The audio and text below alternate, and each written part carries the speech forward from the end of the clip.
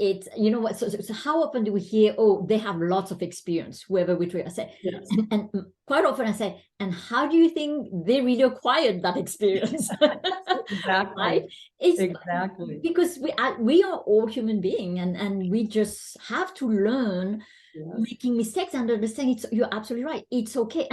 And don't you feel, Susan, is by really embracing this behavior and this mindset, it actually allows us to become such a better leader Yes. of our teams and organization, because they realize they're not just the perfect woman or superwoman, right? Yes. It's because now we're becoming that much more relatable and personable, and that's what I believe is what makes us better leaders. Would you agree? Oh, I completely agree that to be able to show that the vulnerability and to share humanizes us. I actually think one of the most dangerous things we can do as women leaders is to ever imply that we're perfect.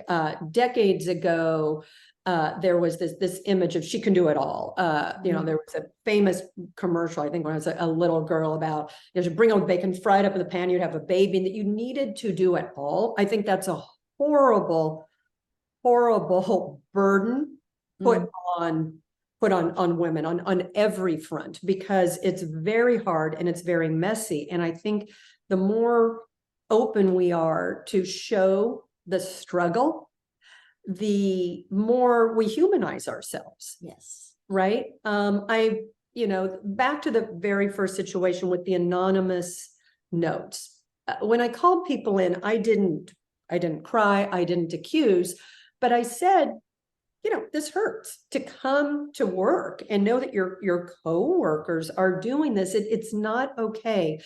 I believe it humanized me in a different way versus just being this person who showed up that they could be mean to. I think, unfortunately, you know, it's a lot of what we see on could happen on social media. The minute you do start to humanize and to own, teams are more willing to work for you. I'll be perfectly honest. I've never seen a team that doesn't want to jump in for each other, right? That's why I love teams. Teams are amazingly powerful things when it comes to that sharing, because people understand when you're weak, I can be strong. When you're tired, I might have energy. And then they know that same grace will get extended to them. And we just feel much less alone, right? Life does not get lived alone. So